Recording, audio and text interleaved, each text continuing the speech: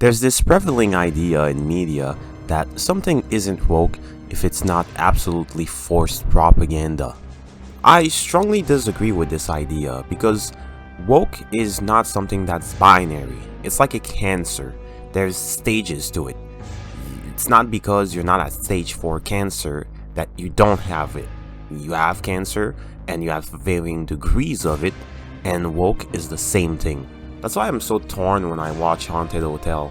It's made by the new showrunner of Rick and Morty, and despite its pedigree, it has a pretty decent start. From start to finish, actually, the show is pretty decent.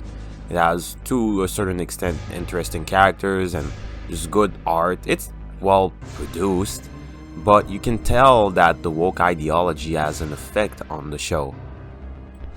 Another completely baffling idea that people have is that woke doesn't affect the quality of something. There's this idea that woke and the quality of a product are completely independent from one another. Yes, something can be woke and good, but believe me, it'd be a lot better if it wasn't woke. I'm only going to delve into 2 examples as to why the wokeness in this show drags it down, despite the fact that it's pretty moderate. My first example, and that's about the only really blatant example of the show being woke, is that there is an episode where the mother goes into a room, and the room in the hotel is supposed to be the room for the couples. The room is, like the rest of the hotel, haunted. Her and her soy boy brother manage to overcome the ghost in the room, and at the end he says that the room is, well, mostly the spirit, is afraid because he had to listen to a woman explain her opinions without being filtered. That has to be one of the most terrible ideas. Women carry within them this narcissistic drive that tells them that everything they say and everything they do is good and that they can say or do no wrong. It's not like you're a human being and some of your thoughts are actually bad and should not be repeated out loud, or at the very least should not be acted upon.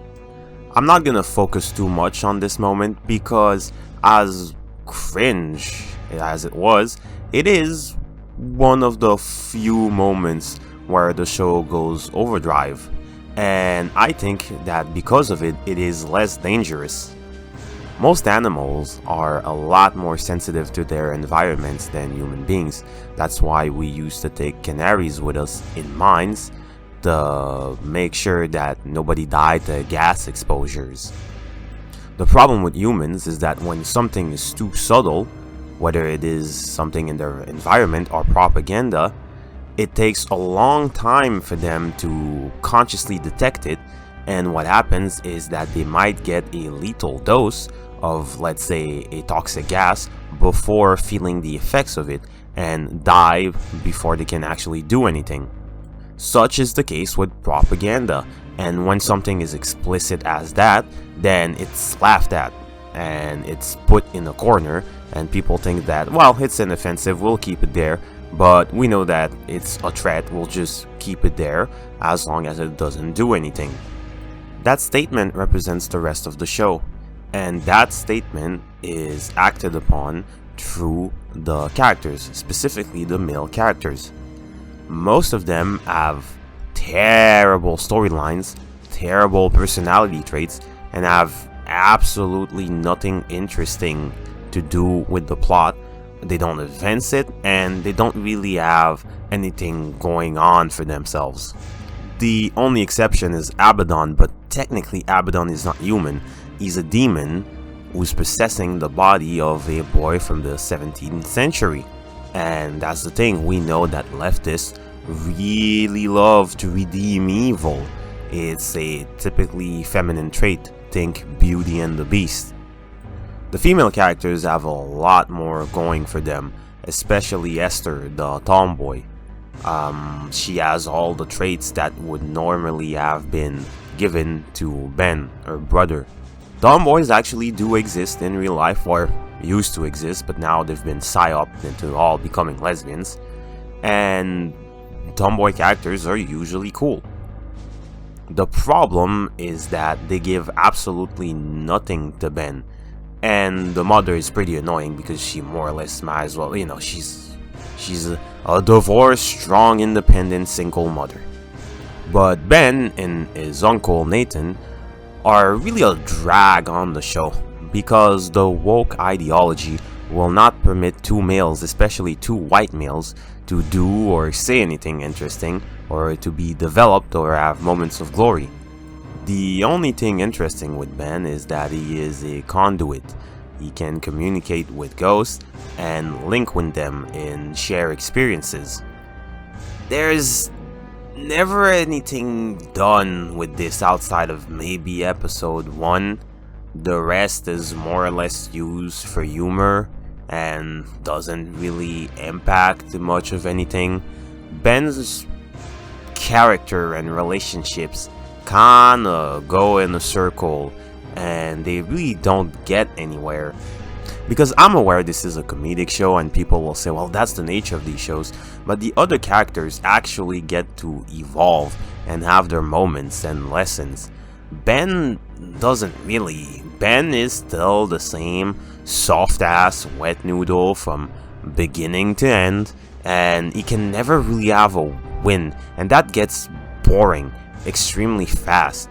Nathan, on the other hand, is supposed to be the replacing father figure of the kids, and well, that doesn't amount to much. He doesn't really have a lot of moments with them. He doesn't impart any lessons onto them, and he's never really shown to be that competent. Spoilers, it's one of the few good moments that he has, but it's revealed later that he actually committed suicide because things were just not going well in his life and he just wasn't talking to anyone. But that moment doesn't really work all that well because most of the time he's treated as this incompetent buffoon with pretty much no redeeming qualities. And that's what I mean by woke will have an impact on the quality of a product. Someone who would have been anything else, libertarian, right-wing, because yes, there's more than right and left, would have probably thought of a male character and would have came up with good ideas for him. It would have came up with things for him to do. It would have came up with flaws. I started rewriting scripts for this show where I add and change things and remove the considerable flaws that the show have. For example, for Nathan, one of his biggest problems is that he cannot, as a ghost, interact with the physical realm and he cannot interact with people. So you could have depicted him as this really useful handyman, and that could have added weight to the fact that, well, now he can't actually do the things he used to be good at. And that would also give him a flaw at the same time, because he gave the hotel to his sister, who you could depict as just not being good with these things, and you could have that be a wedge in their relationship. You used to be good with physical tasks, and now you're dead and you give me the burden, but you're not there to help me with it, and you give me something that I'm absolutely not good with. And so now I have to balance my personal life, the life of my kids, and the hotel, but I have none of the skills that you had to take care of the hotel. But no, they're only given breads and crumbs. He's depicted as being co-owner of the hotel, but that doesn't amount to much. It doesn't really do anything. Because of course, the female characters are the ones that are constantly competent and they do everything around here, and the male characters do absolutely fucking nothing. Same thing with Ben, he's a conduit. You know, you could have had a lot more episodes diving into the backstory of the ghosts, because he can communicate to a higher degree than them, and he can communicate with other realms. His sister has black magic, and it would have been interesting if he also had his own thing. She's the black magician, and he's the ghost medium. Maybe have the ghosts that he communicates with help Hester with her abilities. because she has a lot of talent, but she doesn't know what she's doing really. She's playing with forces she doesn't fully understand. So maybe have Ben be the voice of reason, the meek one, but who's actually really wise deep down and is more careful so he doesn't create major catastrophes. But no, none of that. Have your show where every male character is just a floppy wet noodle and every female character is highly competent, and yeah, and that's what you get with modern shows. And that's the problem with this kind of show. It's that there's actually a fair level of quality, so you don't taste the poison.